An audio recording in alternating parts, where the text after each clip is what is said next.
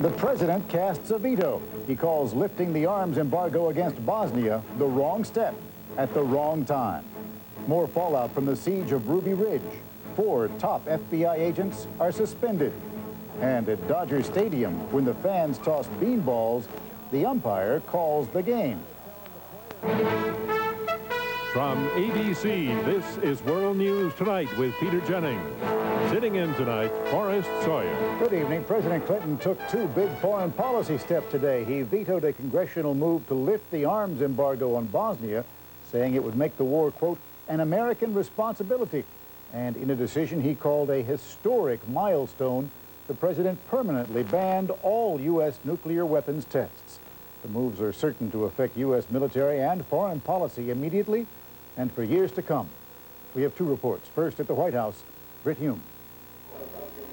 The president had signed that Bosnia veto message in private with hope but no certainty he can sustain it in Congress. He went public with his much less controversial decision to seek an end to all nuclear testing. This is an historic milestone in our efforts to reduce the nuclear threat to build a safer world. The president said this action would enhance the chance of a worldwide treaty next year to ban nuclear testing. He said the U.S. nuclear arsenal can be kept in shape without testing. I am today directing the establishment of a new annual reporting and certification requirement that will ensure that our nuclear weapons remain safe and reliable under a comprehensive test ban. Over at the Pentagon, which had wanted to continue small-scale testing but was overruled, officials were hardly jubilant but said they were satisfied with the safeguards the president had announced. I'll give you a short summary. Full support, full participation, and full confidence. In Congress, the decision was hailed by members who believe it is the only hope for a test ban treaty, which they contend favors the U.S. anyway. We're so far ahead of everyone else. But we cannot, in my view, place ourselves in a hypocritical position where we're going to say, trust us, we're going to do this testing, but it's a no-no for you. There are some dissenters, but the president seems in relatively good shape with Congress on the issue of nuclear testing. There's not much Congress could do about his policy at this point anyway. It's a different story, though, in the contentious question of the Bosnia arms embargo, where Mr. Clinton clearly has some work to do to sustain that veto he cast today. Britt Hume, ABC News, the White House. The veto message arrived from the White House with respect to S-21, the Bosnian Self-Defense Act. This is John Cochran on Capitol Hill, where just a few weeks ago, the Senate voted overwhelmingly to lift the arms embargo on the Bosnians. At the time, Republicans had enough support to override a presidential veto. But today, the Democratic leader said the situation has changed. I think we do have the votes. Surprisingly, Bob Dole conceded his Democratic counterpart may be right. I would say if it happened today, he might be right, because things have sort of changed in the last week. What has changed is that since UN peacekeeping forces were beefed up last month, the war between Bosnia's Serbs and Muslims has quieted down. Bosnian Serbs have halted their attacks on so-called safe areas. Their political and military leaders are badly divided on strategy. Meanwhile, their fellow Serbs in Croatia have suffered a crushing defeat. The victorious Croatians were well equipped with the kind of heavy weapons that Muslims in Bosnia can only hope for. Bosnians must rely on light weapons. Their supporters say if the Bosnians were as well armed as the Croatians, they might at least have a chance. So it seems to me that we've seen Croatia accomplish in 4 days what the UN cannot accomplish in 4 years. And we now understand even better than ever the handicap that's been placed on the independent nation of Bosnia. With events in Bosnia unpredictable, no one can forecast what the Senate will do next month when it votes on the president's veto. But if the president loses and Bob Dole wins, then Dole wants Congress to set aside $100 million in military aid for Bosnia. John Cochran, ABC News, Capitol Hill. And in the former Yugoslavia today, the refugee story is a two-way street. In one direction, 80,000 Serbian refugees expelled from their homes in Croatia this week have now arrived in Serbia. Heading in the other direction, Croatians expelled from their homes in Serbia to make room for the new Serbian refugees. When we come back, the FBI suspends more agents over the siege at Ruby Ridge, the Ross Perot Convention. Here come the candidates and our person of the week, aiming for the Olympics. Tylenol Extended Relief. They named it Tylenol Extended Relief. because it's extended relief. I can't give it a better name than Tylenol Extended Relief because that's what it does. Remember, it's Tylenol Extended Relief. Perfect name, great product. Hyperkeratosis, symptom, persistent, itchy, flaky scalp. Solution, Neutrogena T-Gel. It works. Neutrogena T-Gel Shampoo. Alan's asthma attack woke me. At 3 a.m., you don't try some unknown brand. You trust Primatene Mist. It starts to open clogged breathing passages in as fast as 15 seconds. We take asthma seriously with Primatene Mist. Fastest type asthma relief without a prescription. It's no secret that men are different from women. So for our one-a-day men's formula, we've increased levels of antioxidants, as well as B vitamins. People are different. So is one-a-day. We've got the one for you. In Washington, signs of what may have been a high-level cover-up at the FBI. 4 top officials of the Federal Bureau of Investigation were suspended today, the latest fallout from a disastrous siege by FBI agents in Ruby Ridge, Idaho, 3 years ago. And it is no longer an internal Bureau matter. A criminal investigation has begun. Here's ABC's Tim O'Brien. 3 years ago, in their efforts to apprehend white separatist Randy Weaver, FBI marksmen accidentally shot and killed Weaver's wife, who was unarmed, a tragic mistake. Since then, the FBI, the Justice Department, and some members of Congress have been trying to figure out what went wrong and who ordered a change in the rules of engagement permitting FBI snipers to open fire. Today's suspensions are based on a confidential interim Justice Department report, which, according to senior law enforcement sources, suggests top FBI officials may have lied to Justice Department investigators, destroyed documents, or otherwise obstructed justice. We're a long way from charging anybody, let alone convicting them, but these are all federal felonies which carried prison terms from 5 to 15 years, depending upon which particular crime is charged. Among those suspended today, Larry Potts, who was second in charge at the FBI until last month when he was demoted over the Ruby Ridge controversy. Potts and the other agents will continue to receive their government salaries pending the completion of the internal Justice Department inquiry. A Senate subcommittee will also be looking into the incident next month, with at least one senator casting doubt on whether the Justice Department can adequately investigate the FBI. I think there is a strong indication here that the initial investigation and even the oversight investigation by FBI either failed to recognize the problems or ignored them. Referring all this to the U.S. Attorney's Office significantly ups the ante for the FBI and the agents involved. It's no longer just a question of judgment, but whether top officials of the FBI deliberately violated federal criminal laws. Tim O'Brien, ABC News, Washington. Now to politics. Ross Perot is back, center stage. This weekend in Dallas, Perot is holding a convention for his followers. The major presidential candidates are not far behind. Here's ABC's Dean Reynolds. They represent the most coveted block of voters in the nation, Ross Perot's potentially pivotal electorate. They came from every part of the country today with all sorts of ideas about what ails America. We must have campaign finance reform. Lobbying and term limits in particular. Is the Congress stupid? A Washington Post ABC News poll says Perot voters comprise about 17% of the country, down only 2 points from 1992, and still enough to swing an election. Yet 2 out of 3 Americans say they'd never vote for Perot himself, and his organization, United We Stand America, is divided on how to proceed. Today, even some of the faithful are resisting another Perot candidacy. I'm not sure that Mr. Perot is the person. He may or may not be. Perot has not said if he will run again. He has not endorsed anyone else, and he says he has no desire to lead a third party. But his rhetoric is pure campaign. Starting today, I hope that every American and every member of Congress will pledge to work together as one team to solve our problems, and if we will, nothing can stop it. Nothing can stop it. The belief that these politically active people, if united, could swing the 1996 election has drawn one top White House official plus 9 Republican presidential hopefuls to this conference. They'll all be making speeches tomorrow. But critics say that's just pandering to Perot. Is it really dignified to go chasing after this pest in Dallas and asking for his blessing? I mean, There are better things for these guys to do with their time. On Ross Perot's big day today, the Dallas Convention Center was barely half full, even with free admission for many who showed up.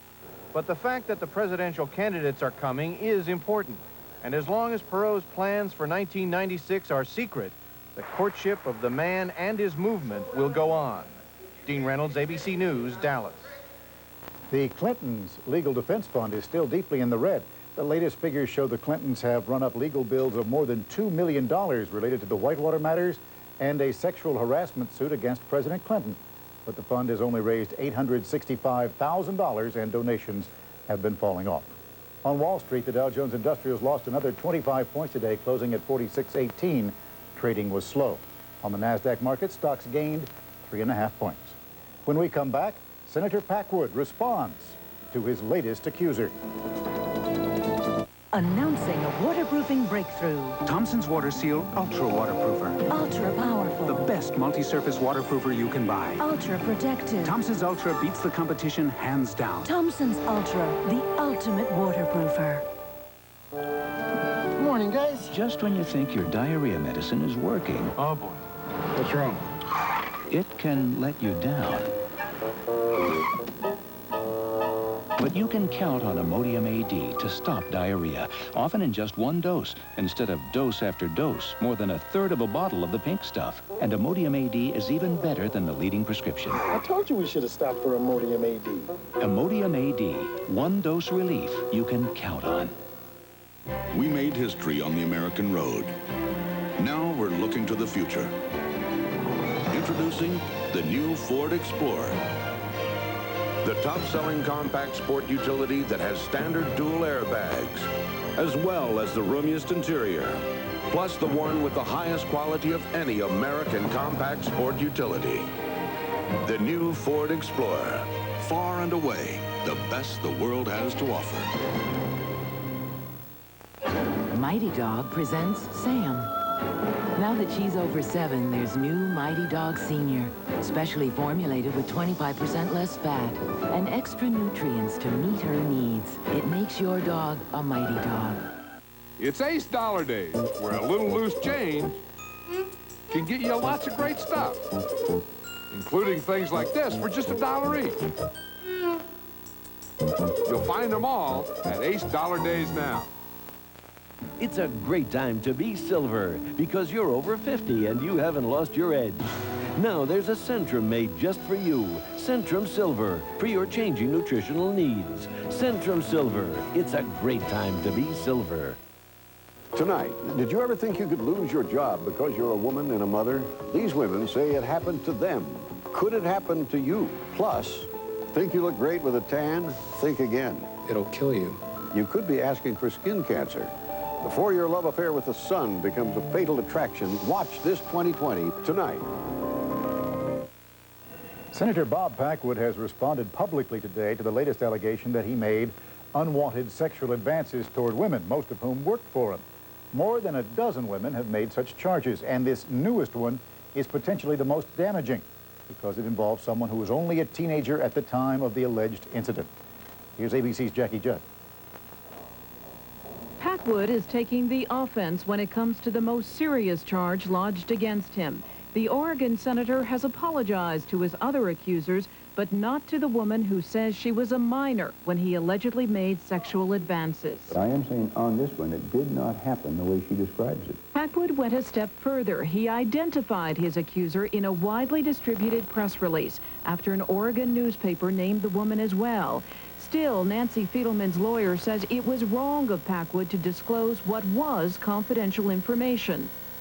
Fiedelman told the Senate Ethics Committee that as a 17-year-old intern in 1983, Packwood insisted on delivering a letter of recommendation to her house, where he, quote, laid a juicy kiss on my lips. I could feel the tongue coming. I'm saying that when I present the evidence to the Ethics Committee that we have, it will put this event in an entirely different light than it is now described.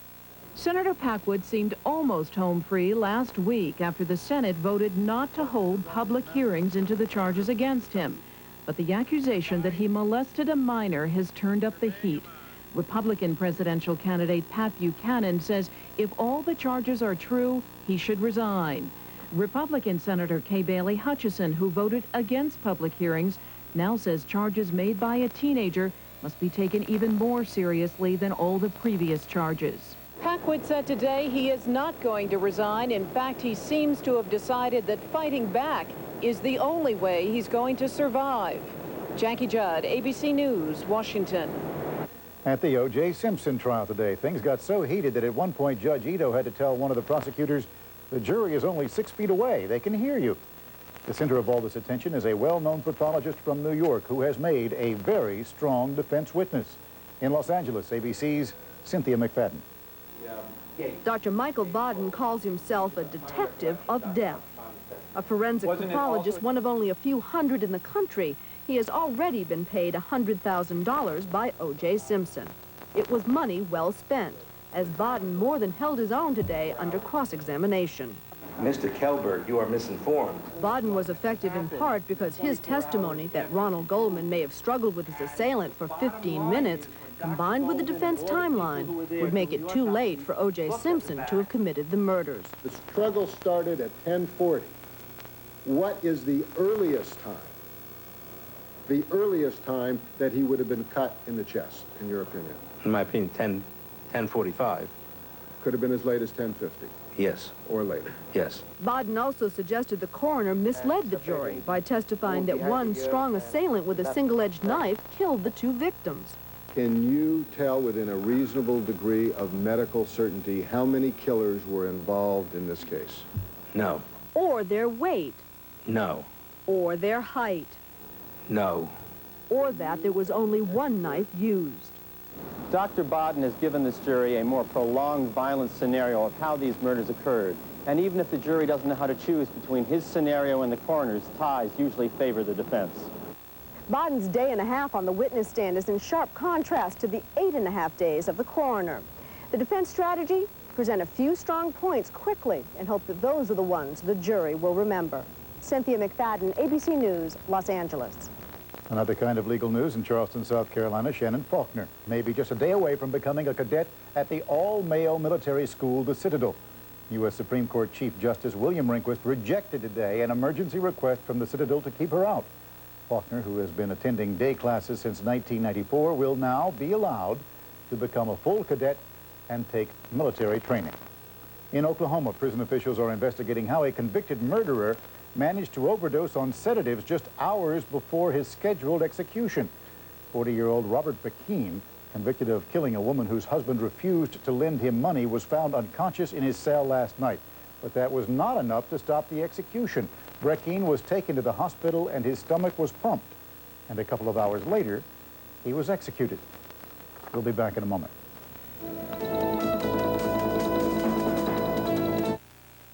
Looks like his cereal left him flat. Of course, theirs didn't. So what's your excuse? Hey, pick up the broken pieces of your life and move on. Look, there's hope. Here, try this, see? Kellogg's low-fat granola's got big clumps of rolled oats, brown sugar, sweet raisins, and almonds, not flat little flakes. So you get a taste that's anything but flat. So, hey, wake up, get with it, like they did. Try something that won't leave you flat. Kellogg's low-fat granola, now with even more raisins. And hurry, we can't take much more of this. I was really downing those tablets. I started to think there was something really wrong with my stomach. Was I relieved when my doctor said I just needed a stronger antacid tablet. New Mylanta tablets are strong medicine, made stronger than Tums, stronger than any other antacid tablet, and now made with calcium. Unbelievable. Mylanta tablets, made stronger, made with calcium. My doctor said Mylanta. You have a 30-year mortgage. So shouldn't you have a 30-year faucet? Moen. Buy it for looks. Buy it for life. I'm 62. Can I still help prevent osteoporosis? It's never too late for Caltrate. New Caltrate Plus has the extra calcium you need, plus 6 nutrients essential for healthy bones, whatever your age.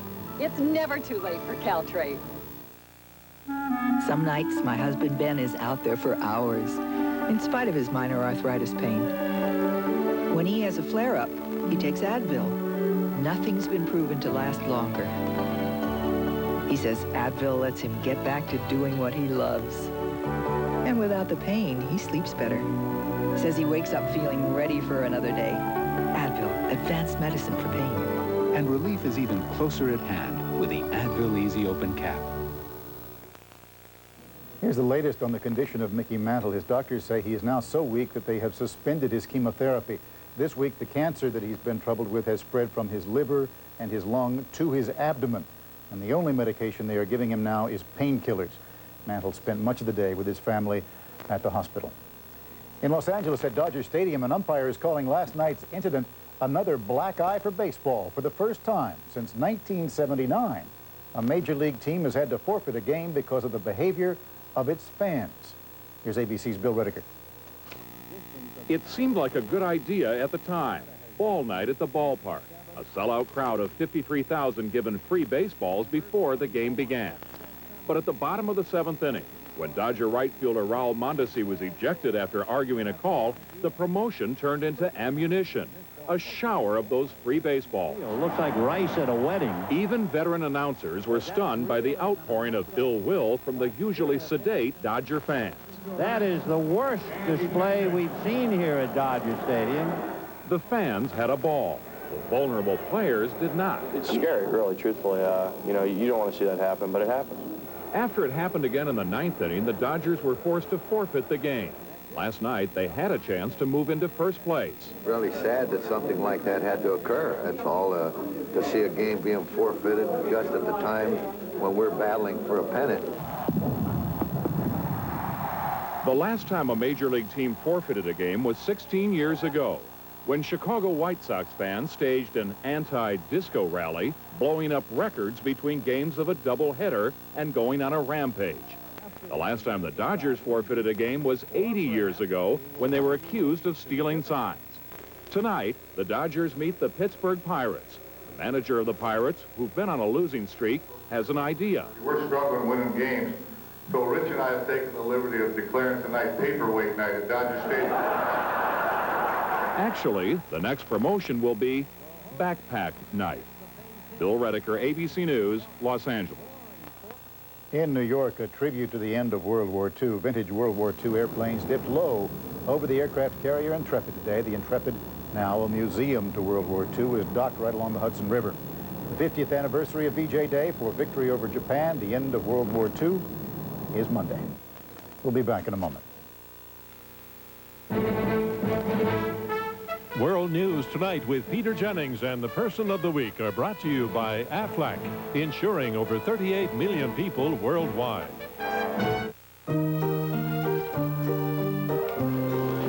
We're very fortunate to have such a wonderful family. After his operation, his body was like twice the normal size. He was on this respirator for 3 weeks. It was kind of lonely around here. I got Aflac through our company. The owner of the company felt that we should have it. It turned out fabulous. Aflac covers the unexpected costs of getting better so you can get on with life. Everything worked out wonderful. Your doctor said, what? Listen, if you're a woman and you get heartburn, should you take these, which have aluminum and magnesium, or should you take Tums Ultra with calcium? Something your body needs anyway. If you're not sure, ask your doctor. See what she says. When it comes to lawn and garden products, we're making a name for ourselves because we guarantee they're built tough from the ground up. That's Ace, the name to know for lawn and garden. When I wear my Super Poly Grip, I can eat apples. With my Super Poly Grip, I have no problems. It works. It holds. No one knows I wear dentures unless I tell them. I love Super Poly Grip. Fibercon or Metamucil? Both give you the same predictable regularity, the same natural action of fiber. So what makes Fibercon different? With Fibercon, I get my fiber in 2 caplets. Fibercon, fiber regularity that's easier to take. Finally tonight, our Person of the Week, who has demonstrated that there's no sense listening to someone else tell you what you cannot accomplish. What's more important is what you believe possible. Limitations are simply hurdles to get over, and our Person of the Week knows how to do that very well. I think your attitude, your effort, mainly your effort and your how much your heart is into something is more significant than something physical that might be holding you back slightly. Marla Runyon is a world-class athlete who has more than a slight disability. She is legally blind. But that didn't stop her from winning a bronze medal in the heptathlon at the U.S. Olympic Festival held in Colorado. The heptathlon is a grueling combination of 7 track and field events, including the high jump, an especially difficult event for someone with limited sight. I have to really rely on my steps a lot and trust that the bar will come into sight about my 3rd or 4th step. Marla inhabits a world where she can see movement and color, but she cannot recognize faces beyond 3 or 4 feet away. It's also difficult to see hurdles. For Marla, track is a game of numbers, not vision. She counts 8 strides to the first hurdle, 3 in between, and so on. It's just a lot of repetition and trust in my coach and trust in myself and a lot of guts. Marla has a drive, and maybe it's because of loss of her sight. I've never coached an athlete with her kind of drive. That focus has already made Marla Runyon a champion. In the 1992 Barcelona Paralympic Games for disabled athletes, she won 4 gold medals and set several record times. In recognition of that achievement, her likeness appears on a commemorative coin for the 1996 Paralympics. Now she has her sights set on making the regular U.S. Olympic team that will compete in Atlanta next summer. I'd be wearing a USA uniform at the 1996 Olympics in Atlanta, and I'd be getting in the blocks for the 100 hurdles. Those would be the biggest dreams. Marla began losing her sight as a child, a victim of a degenerative disease of the retina. Her doctor and teachers said not only were her hopes of becoming a star athlete unlikely, she might not even finish high school. I constantly had to prove myself and say, no, that's not good enough. I can get straight A's. I can be an athlete. Now 26 years old, Marla has graduated from college and lives on her own with her dog, Summer. She sorts her own mail with a magnifying glass and is able to read her own letters with an enlarger. And with the help of special glasses, she has even learned to drive herself to practice during daylight. But it is not just her own accomplishments that are important to her. She also teaches at a school for deaf and blind children, teaching them to follow their dreams, just as she has followed hers. I hope to be mainly a model for parents with children who might have a vision loss or minor disability, and I hope that they don't hold their children back. I hope that they encourage them to do and experience as much in life as they can. And so we choose Marla Runyon. I don't like being stereotyped as disabled, she says. We should all be judged as individuals by our accomplishments and how well we perform. Marla Runyon has succeeded against what she calls some pretty awesome competition on the track and off. That's our report on World News Tonight. 2020 later, I'm Forrest Sawyer. For all of us here at ABC News, good night.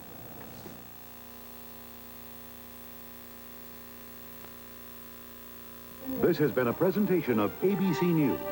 More Americans get their news from ABC News than from any other source.